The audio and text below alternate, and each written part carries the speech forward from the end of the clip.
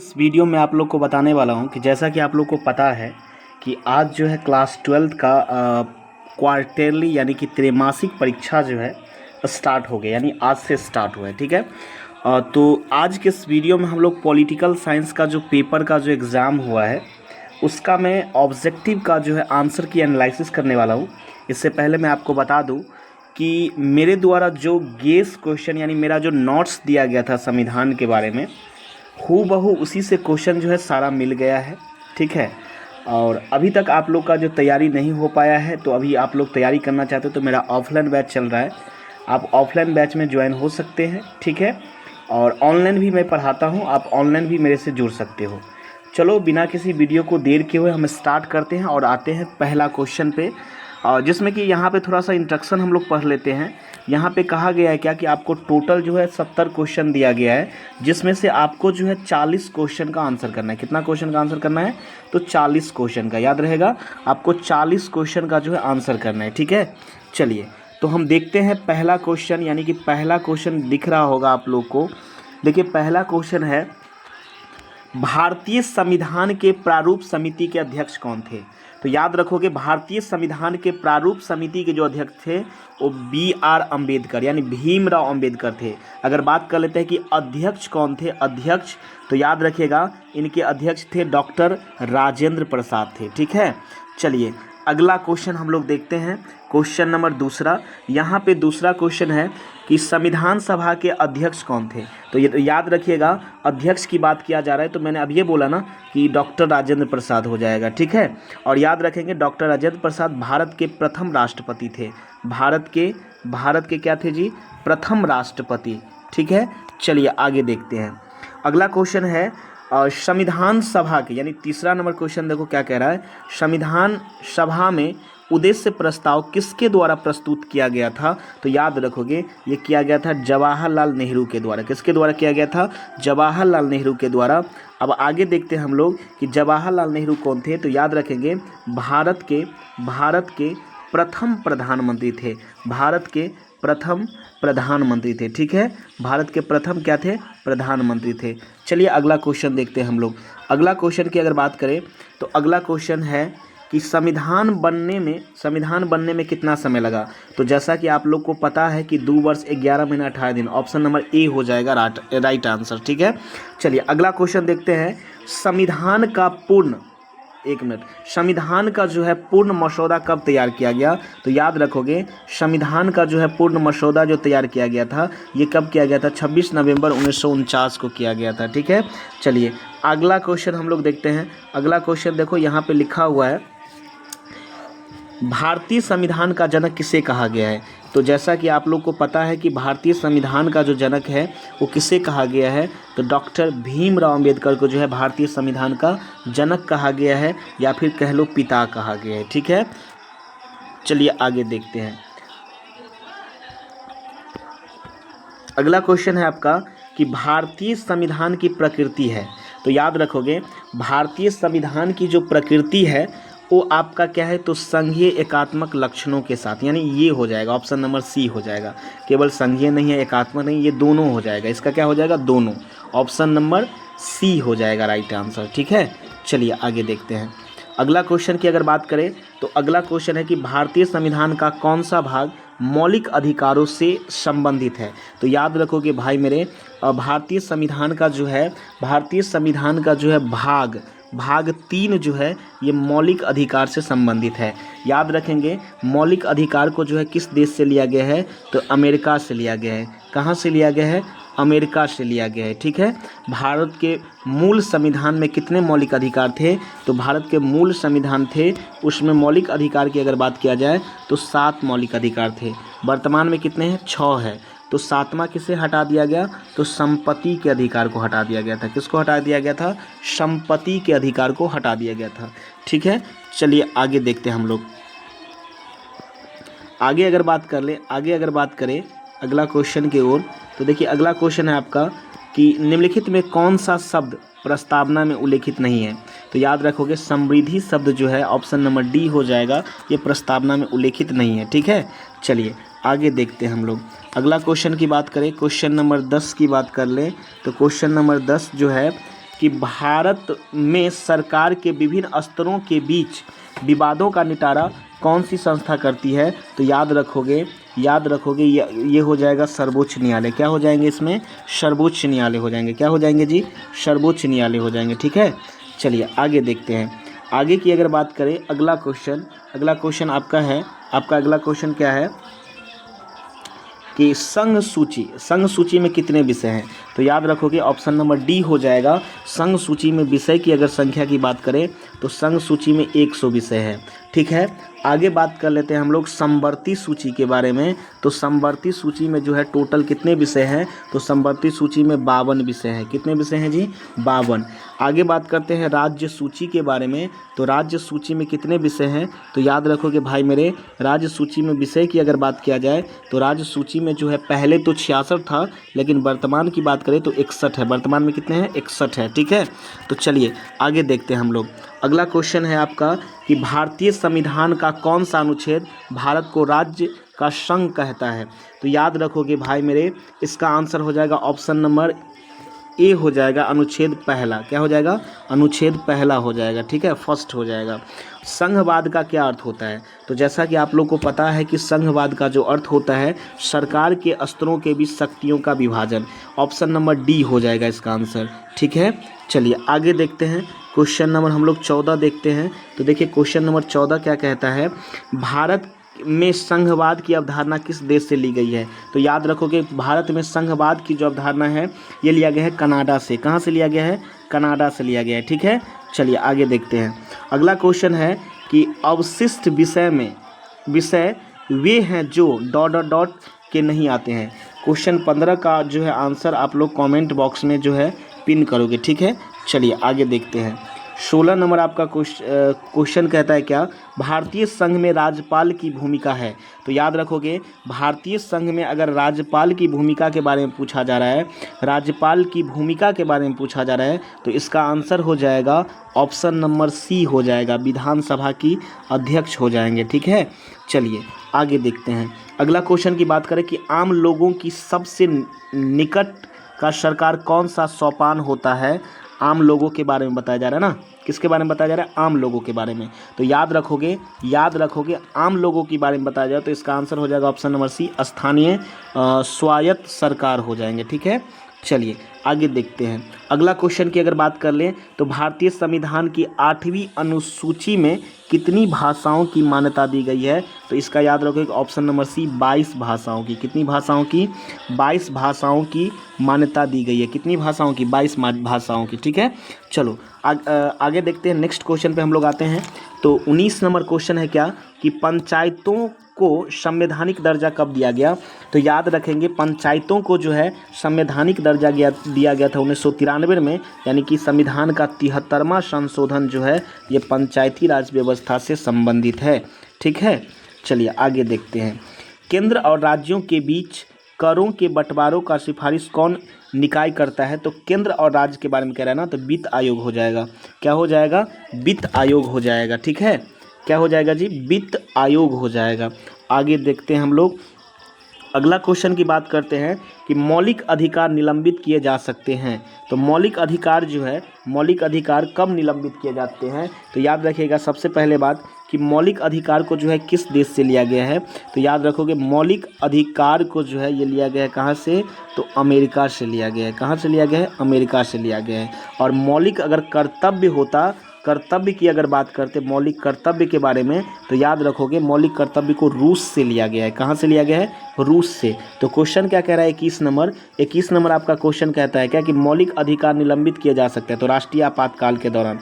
कब किया जा सकता है? तो राष्ट्रीय आपातकाल के दौरान। ठीक है, चलो आगे देखते हैं।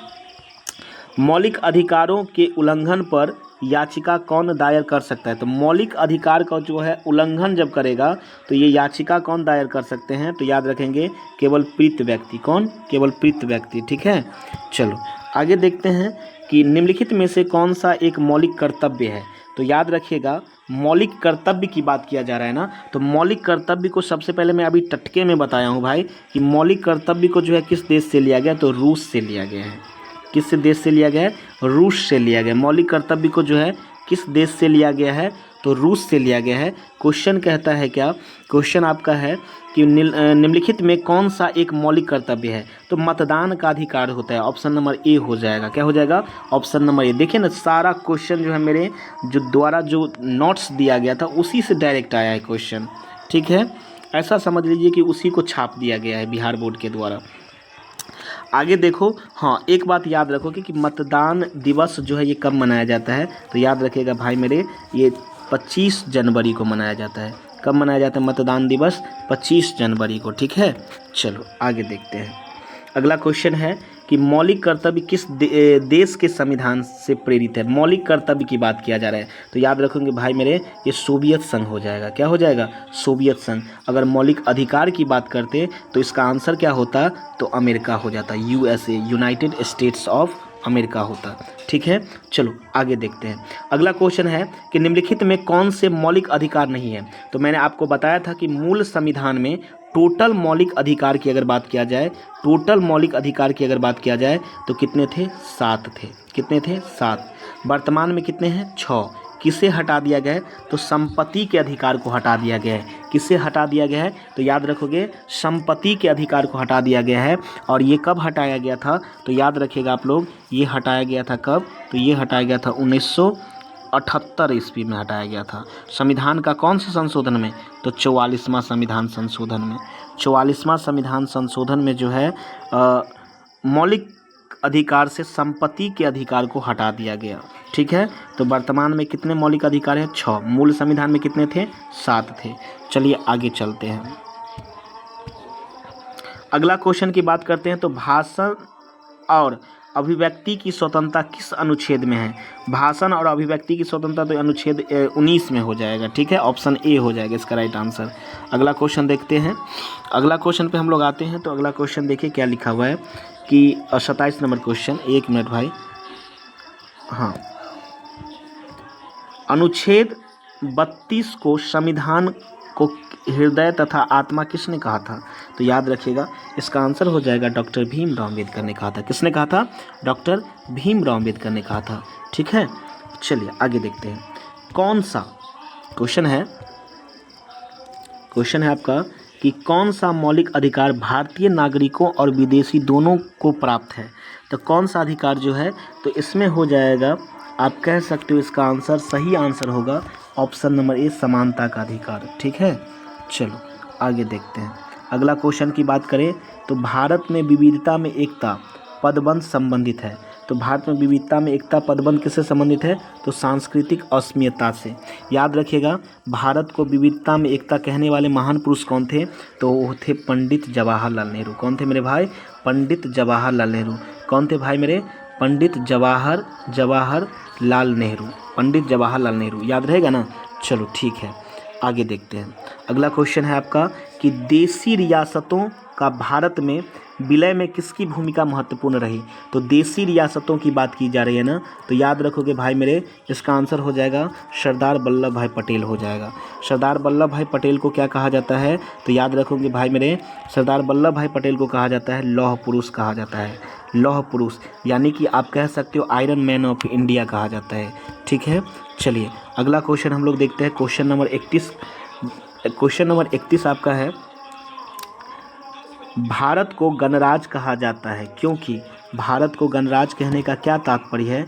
किस एंगल से हम भारत को गणराज्य कह सकते हैं? तो भारत में शासन जो है संसदीय रूप का है, ठीक है। ऑप्शन ए हो जाएगा इसका आंसर, ऑप्शन ए हो जाएगा। अगला क्वेश्चन पे आते हैं कि संविधान में मूल रूप से कितने अनुच्छेद है? तो याद रखोगे भाई मेरे, संविधान में मूल रूप से 395 अनुच्छेद है। इसका आंसर हो जाएगा ऑप्शन नंबर ए हो जाएगा, याद रखेंगे। इसके अलावा जो है आपको कुछ और बात याद रखना है। अगर मैं बात कर लूँ मूल संविधान में भाग के बारे में बात करूँ तो मूल संविधान में जो थे 22 भाग थे। अभी वर्तमान में कितने हो गए हैं? 25 हो गए हैं, ठीक है। 25 हो गए। कितने हो गए भाई मेरे? 25 हो गए। अगर मैं बात करूं किसके बारे में? अनुसूची के बारे में, तो याद रखोगे मूल संविधान में अनुसूची 8 थे और वर्तमान में कितने हैं? तो 12 है। कितने हैं? 12 है, ठीक है। चलिए आगे देखते हैं। अगला क्वेश्चन है कि कौन सी विशेषता सभी धर्मों के समान व्यवहार को सुनिश्चित करती है, तो याद रखिएगा इसका आंसर हो जाएगा ऑप्शन नंबर सी, पंथ निरपेक्षता। पंथ निरपेक्षता। निम्न में किस देशी रियासतों को पुलिस कार्रवाई के माध्यम से मिलाया गया था? तो हैदराबाद हो जाएगा, ऑप्शन नंबर बी हो जाएगा, बी फॉर बॉम्बे। ठीक है, चलो आगे चलते हैं। अगला क्वेश्चन है, भाषाई आधार पर बना पहला राज्य कौन सा था? तो याद रखोगे भाई मेरे, ये आंध्र प्रदेश थे। कौन थे? आंध्र प्रदेश थे। और ये कब बने थे? तो याद रखिएगा भाई मेरे, ये बने थे कब? 1953 में बने थे, 1953 ईस्वी में बने थे। ठीक है, चलो अगला क्वेश्चन देखते हैं। क्वेश्चन अगला है आपका, राज्य पुनर्गठन आयोग किस वर्ष गठित हुआ? तो राज्य पुनर्गठन आयोग की बात किया जा रहा है, तो इसका ऑप्शन सी हो जाएगा 1953 में। कब हुआ था? 1953 में हुआ था। ठीक है, चलिए आगे देखते हैं हम लोग। अगला क्वेश्चन पे आते हैं। क्वेश्चन नंबर 37 की अगर बात कर ले, तो स्वतंत्रता के बाद भारत में दो सबसे महत्वपूर्ण लक्ष्य कौन से थे? तो याद रखिएगा, तो ये पहला लक्ष्य था कि जो है पूंजीवाद में विकास करना। ठीक है, और दूसरा था कि समाज में एकता लाना। तो इसका हो जाएगा ऑप्शन ए, औद्योगिकरण। ठीक है, चलिए आगे देखते हैं। अगला क्वेश्चन की बात करें, क्वेश्चन नंबर 38, तो भारत विभाजन से जुड़ी मुख्य चुनौती क्या थी? तो याद रखिएगा कि भारत का विभाजन का जो मुख्य चुनौती था, पहला दिया हुआ कि भाषा में विवाद, नहीं ऐसा कुछ नहीं था। वैज्ञानिक शोध, ऐसा कुछ नहीं था। शरणार्थियों का पुनर्वास, ये भी कुछ नहीं था। इनमें से डी हो जाएगा, ऑप्शन नंबर डी, कोई मैच नहीं कर रहा है। ठीक है, चलो आगे देखते हैं। अगला क्वेश्चन की बात कर ले, तो अगला क्वेश्चन आपका है, देशी रियासतों का एकीकरण महत्वपूर्ण था। तो देशी रियासतों के एकीकरण का महत्वपूर्ण का मेन मुद्दा क्या था? तो आर्थिक सुधार के लिए, आर्थिक सुधार के लिए। ठीक है, चलिए अगला क्वेश्चन देखते हैं। क्वेश्चन नंबर 40 की 2019 में अनुच्छेद 370 के तहत जम्मू और कश्मीर को विशेष स्थिति को क्या कर दिया गया? निरस्त कर दिया गया। विशेषाधिकार को क्या मतलब विशेष स्थिति को क्या कर दिया गया? निरस्त कर दिया गया। ठीक है, option number A is a right answer. Next question देखते हैं। Question number 41। क्वेश्चन नंबर 41 आपका है, जस्ट होल्ड ऑन एक मिनट। क्वेश्चन नंबर 41 है कि निम्न में से कौन सी विशेषता अमेरिका के संविधान से ली गई है? तो याद रखो ना, मौलिक अधिकार। क्या हो जाएगा? मौलिक अधिकार। ठीक है, चलो आगे देखते हैं। अगला क्वेश्चन है कि केंद्र और राज्यों के बीच शक्ति के विभाजन से संबंधित अनुसूची कौन सी है? तो याद रखिएगा, इसका डायरेक्ट आंसर हो जाएगा option number C, C for Chennai, यानी 7वीं अनुसूची। कितनी, कौन सी अनुसूची? 7वीं अनुसूची। ठीक है, आगे देखिए, भारतीय संविधान के अर्ध संघात्मक किसने कहा था? तो याद रखिएगा, केसी हुयर ने कहा था। Option number C is a right answer. मौलिक अधिकार किस प्रकार की अधिकार है? नैतिक अधिकार? नहीं, ऐसा नहीं है। क्या जो है प्रथागत अधिकार? ऐसा भी नहीं है। राजनीतिक अधिकार? ऐसा भी नहीं है। तो क्या है फिर? तो इसका सही आंसर हो जाएगा संवैधानिक अधिकार। क्या हो जाएगा?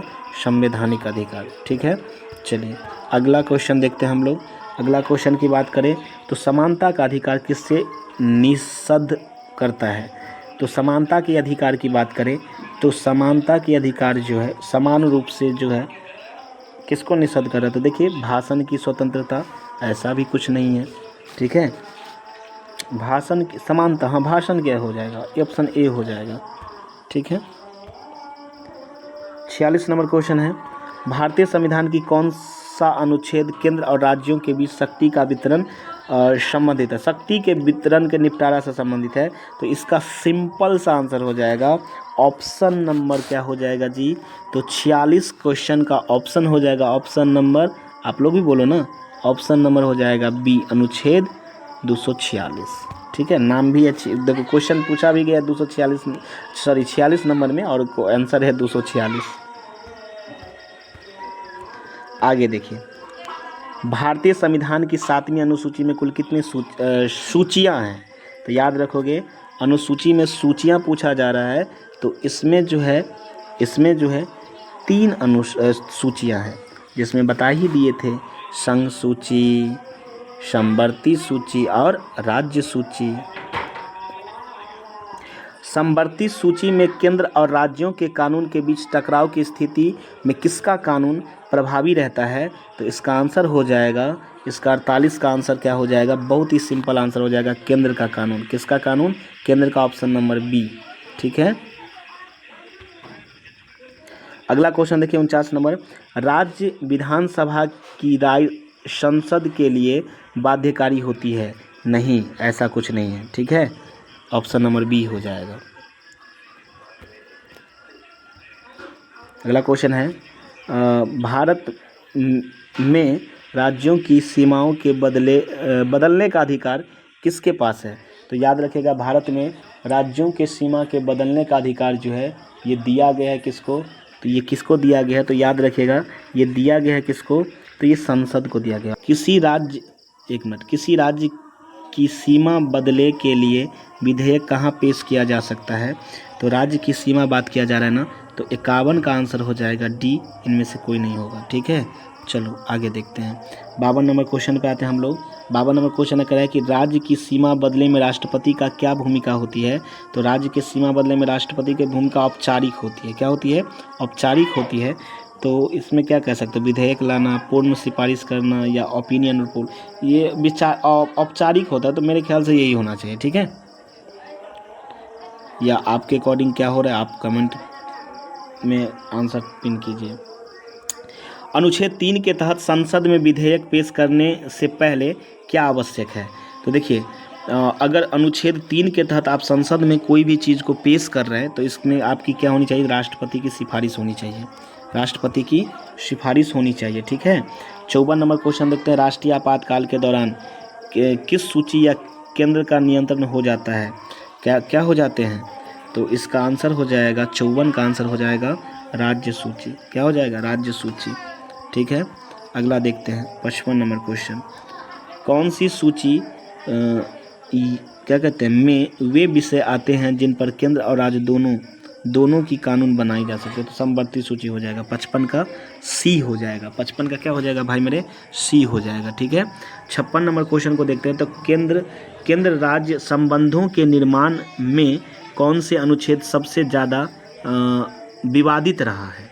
अनुच्छेद की बात किया जा रहा है तो याद रखोगे अनुच्छेद इसका आंसर हो जाएगा अनुच्छेद 356 हो जाएगा। अनुच्छेद क्या हो जाएगा जी? 356 हो जाएगा। देखो ना, क्वेश्चन भी पूछा गया 56 नंबर में, इसका आंसर भी हो रहा है अनुच्छेद 356। कितना लॉजिकली तौर से पूछा गया ना।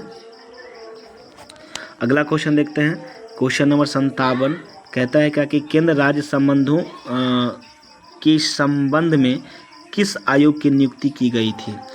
तो अगर बात किया जाए तो इसका सही आंसर हो जाएगा 57 का सही आंसर हो जाएगा सरकारिया आयोग। क्या हो जाएगा जी? सरकारिया आयोग, ऑप्शन नंबर ए हो जाएगा। 58 नंबर क्वेश्चन पे आते हैं। 58 नंबर क्वेश्चन कहता है कि किसी राज्य में संवैधानिक संकट की स्थिति में निपटारा कौन करता है? तो इसका आंसर हो जाएगा 58 का आंसर हो जाएगा भाई मेरे, इसका आंसर सिंपल सा हो जाएगा राष्ट्रपति। कौन करता है? राष्ट्रपति करता है। ठीक है, चलो आगे देखते हैं 59 नंबर क्वेश्चन। राष्ट्रीय आपातकाल के दौरान भारत हो जाता है। तो राष्ट्रीय आपातकाल के दौरान भारत जो है क्या कहते हैं? इनमें से कोई नहीं, मतलब भारत में जो है क्या लग जाता है? इमरजेंसी की सेवा जब लग जाती है तो राष्ट्रपति शासन लग जाता है ना, ठीक है। अगला क्वेश्चन देखते हैं 60 नंबर क्वेश्चन पे आते हैं। तो 60 नंबर क्वेश्चन हो जाएगा, निम्नलिखित में कौन सी संस्था केंद्र और राज्य दोनों के लिए एक है? तो केंद्र और राज्य दोनों के लिए एक है, ये चुनाव आयोग हो जाएगा। 61 नंबर क्वेश्चन है कि भारतीय संविधान को संघीय कहा जाता है जिसमें दोहरी नागरिकता है। मजबूत केंद्र हो जाएगा जी, मजबूत केंद्र हो जाएगा, ऑप्शन बी हो जाएगा इसका आंसर। 62 नंबर क्वेश्चन है कि भारतीय संविधान की निम्नलिखित में कौन सी विशेषता एकात्मक नहीं है? तो एकात्मक नहीं है, इसका आंसर क्या दोगे? 62 का आंसर जो है, 62 का आंसर इनमें से कोई नहीं होना चाहिए, डी हो जाएगा। ठीक है, चलो 63 नंबर क्वेश्चन देखते हैं। भारत का संविधान प्रावधान करता है, तो भारत का संविधान जो है लचीला है, संघवाद है, ऑप्शन बी को लेके चलो।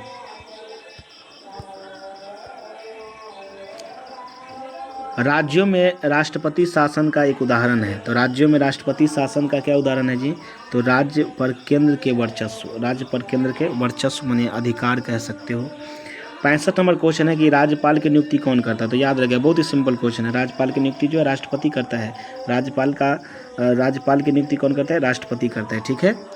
राज्यपाल बनने के लिए न्यूनतम आयु कितनी होनी चाहिए? तो कम से कम जो है 35 वर्ष होनी चाहिए।